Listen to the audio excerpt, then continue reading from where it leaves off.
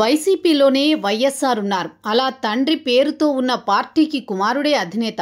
ఎవరవునన్నా కాదన్నా ప్రాంతీయ పార్టీలన్నీ కుటుంబ పార్టీలే అన్న విమర్శలున్నాయి. ఒకవేళ ఎవరో ఒకరు వచ్చి సొంతంగా ప్రాంతీయ పార్టీ పెట్టినా కాలగమనంలో మిగిలిన కుటుంబ సభ్యులు చేరి కుటుంబ పార్టీగా దానిని మార్చేస్తారు. మరోవైపు చూస్తే పార్టీలలో ప్రజాస్వామ్యం వెతికే ప్రయాసను ఎవరూ చేయడం లేదు. గిట్టని వారు ప్రైవేట్ లిమిటెడ్ కంపెనీలు అని అంటున్నా ఆ తరహా విమర్శలను ఎవరూ పట్టించుకోరు కూడా. ఎందుకంటే దేశంలో జాతీయ పార్టీలలో కూడా 1-2 తప్పించి అన్నీ ఆ తానులో ముక్కలే కాబట్టి.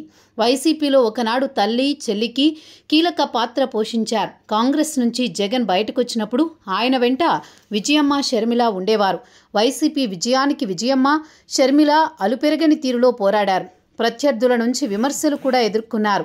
రాజకీయాలకు కొత్తైనా ఈ చదరంగంలో నలిగిపోయారు. ఎన్నో దూషణలు భూషణలు చేశారు. ఇదంతా వారు జగన్ కోసమే చేశారు. ఎప్పుడైతే జగన్కి వారికి మధ్య వ్యాపార ఒప్పందాల విషయంలో వివాదాలు వచ్చాయో వారు వేరుపడిపోయారు. అంతేకాదు కోర్టుల దాకా ఆస్తుల వ్యవహారాలు వెళ్ళాయి.